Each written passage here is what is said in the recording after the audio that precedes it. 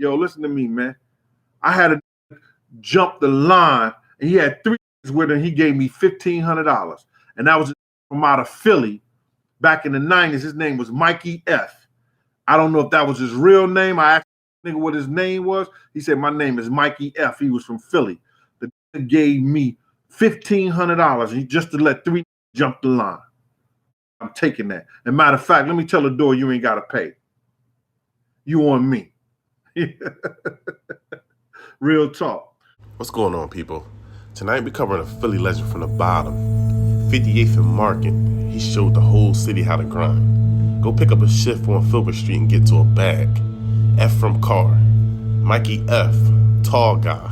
When it comes to balling, he's remembered for balling on and off the court. I mean, hearing the stories, you would think he got an NBA contract and a club balling out with Antoine Walker.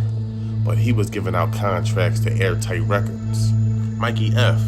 Ball player / party promoter / self-made record label CEO.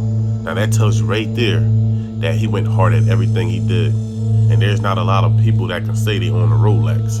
And it's damn sure ain't a lot of people out there that can say they was copping Rollies in their teens. Now, with his record company, he would be in the same room with some big names in the music industry. He bought DJ Clue to Philly. He even did business with Mary J. He knew how to conduct himself everywhere he went, in the same spots with Jay-Z and Dame Dash. And I tell you one thing, the rappers wasn't the ones in the room with the most money. Now, he had a nice MF chain that he used to wear, and the boxer Zab Judah liked this chain so much. Like, he was very obsessed with the chain. He loved it. He wanted the chain, and he didn't care if the initials was his or not. He needed that.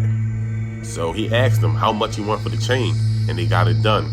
Now, I'm not sure if Zab Judah still have the chain to this day or not, but that would be dope if he still did. But that tells you right there the type of person you are when you got celebrities noticing you.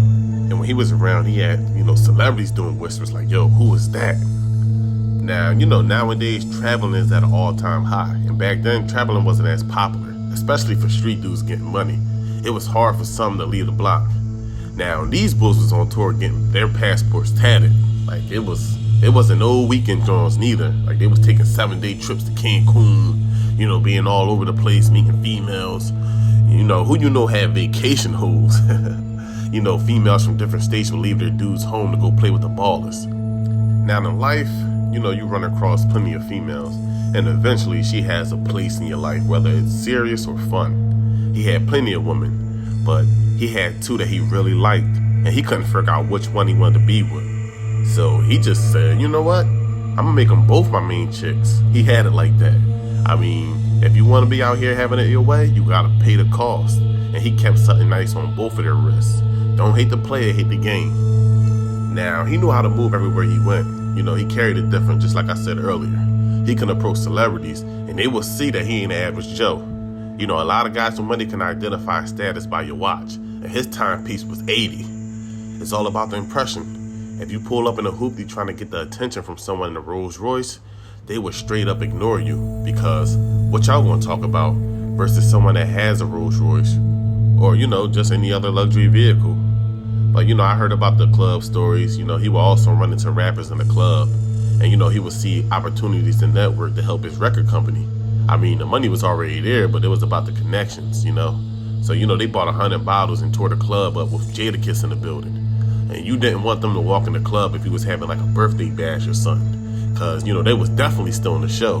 But, they showed love. They took Jadakiss over a bottle. And, Mikey would approach Jadakiss. It was all love. Another story is when P. Diddy former bodyguards Gene Dill was working at the door at a nightclub. And the night was popping. The lines were going around the corner. And Mikey F. didn't do lines. He gave Gene Dill $1,500 to skip the line. Like $1,500 before he even stepped in the club. Before he even had a single drink. That's the type of money they was touching. And just like I said, I heard the stories about $150,000 in trash bags every other night. Now, August 23rd, 2012, he was stopped on 65th and Girard. The police officer made him exit the vehicle to perform a search. As the officer reached into the vehicle, Mikey returned to the car. And while trying to drive off, the police officer fired a fatal gunshot into his chest. Now, Thomas the LCO is the police officer. And he has a history of complaints, like a bunch of unnecessary actions. And he was sued by the family. And you know what's crazy? 3 years later, the officer was awarded the Commanding Officer's Excellence Award and was recognized as Police Officer of the Year.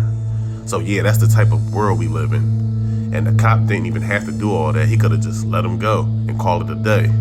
You take a talented man's life that's feeding families and giving other people an opportunity to do the same because you want to stop him from escaping. But from being an unarmed man, it's just wrong. But yeah, man, he's definitely another Philly legend that was a big influence and had a major impact on the city. Shout out to them boys out West Philly.